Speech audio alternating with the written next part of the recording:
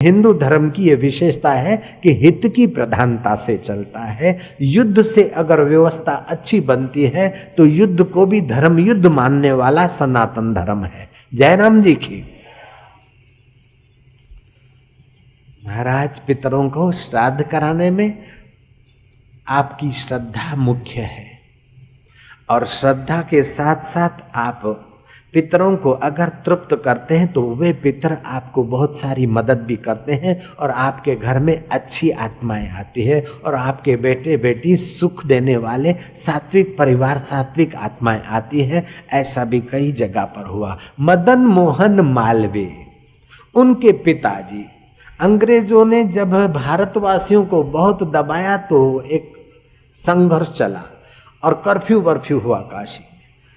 तो ये पंडित जी कथा करके आ रहे थे और उनको पता नहीं कि मेरे गांव में कर्फ्यू लग गया, बंदूक वाले सामने हो गए। अब ये पंडित जी तो बेचारे हिंदी और संस्कृत के सिवाय अंग्रेजी जानते नहीं, वो अंग्रेजी में पूछे और ये भाई साहब हिंदी में जवाब दे। वो हिंदी नहीं जानते, ये अंग्रेजी नहीं जानते। आखिर इनको तो उन्होंने रोक लिया। तो मदन मोहन मालवीय के पिता अपना साज लेकर बजाने लग गए। मेरे गिरधर गोपाल तेरी मर्जी पूर्ण हो, तू ही है रखवाल मेरे गिरधर गोपाल। प्रेम की निगाहों का और उस साज का उन सैनिक, अंग्रेज सैनिक, शराबी सैनिकों पर ऐसा असर पड़ा कि वे भी पानी पानी हो गए, बंदूकें रखकर उनके पास बैठे झूमने लगे। बाद में कहा कि इशारों से कि तुम्हारा घर कहाँ है, चलो हम तुमको पहुंचा के आते। पंडित जी को वे सैनिक घर तक पहुंचाने गए। अपना तो बचाव हो गया, लेकिन भारतवासियों पर ये अंग्रेजों का जुल्म कब तक बना रहेगा।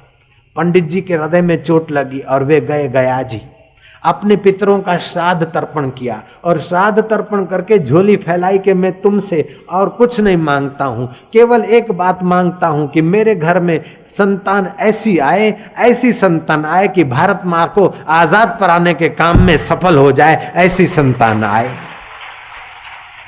और दुनिया जानती है कि उस पंडित के घर ऐसी संतान आई जो मदन मोहन मालवीय के नाम से प्रसिद्ध हुई और हारती हुई बाजियों में भी उस महापंडित ने जीत का दर्शन करा दिया। कल मैंने बताया था कि आपस में टूट रही थी पार्टी और अंग्रेजों के कुछ षड्यंत्र में आ रहे थे, बस घट विस्फोट होने की तैयारी थी।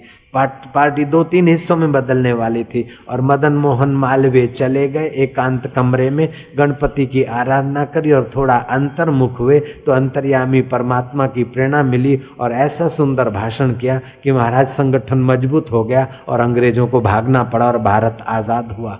कभी कभार छोटा छोटा ईश्वर का उपासक, छोटी छोटी ईश्वर की आराधना भी बड़े बड़े परिणाम लाती है। बम धड़ाके इतने बढ़िया परिणाम नहीं ला सकते जितना भगवान की प्रार्थना और श्रद्धा भक्ति बड़े बड़े परिणाम ले आती है।